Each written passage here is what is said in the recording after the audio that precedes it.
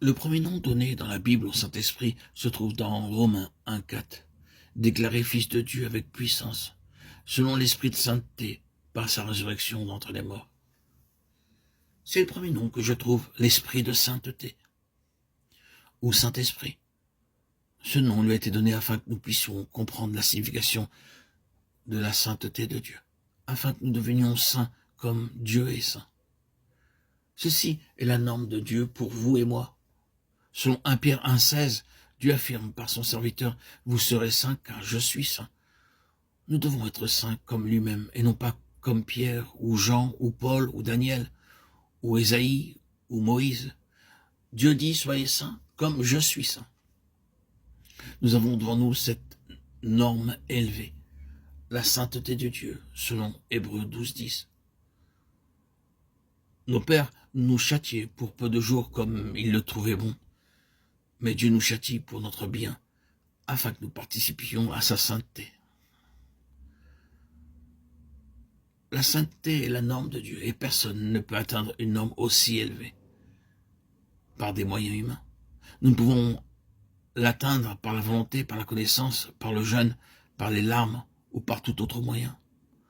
Le Saint-Esprit doit venir en moi et travailler en moi profondément, librement, pleinement, pour me rendre aussi saint qu'il est saint. Ma part est de me laisser posséder et travailler profondément, librement, pleinement, par lui.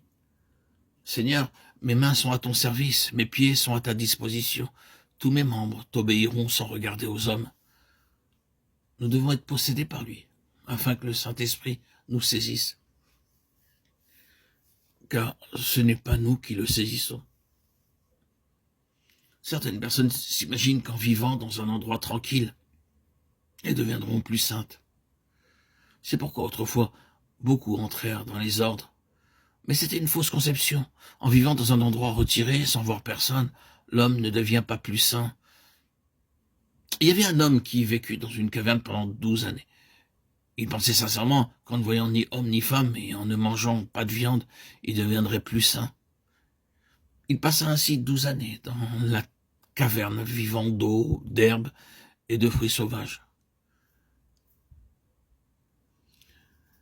Quelqu'un lui demanda, « Êtes-vous devenu plus saint ?» Il répondit, « Oh, j'ai commis davantage de fornication ici que j'en ai commise lorsque j'étais à l'extérieur dans le monde. » Nos pensées ne nous quitteront jamais. C'est le Saint-Esprit qui donne la sainteté, non moi-même. C'est pourquoi il est appelé l'Esprit de sainteté.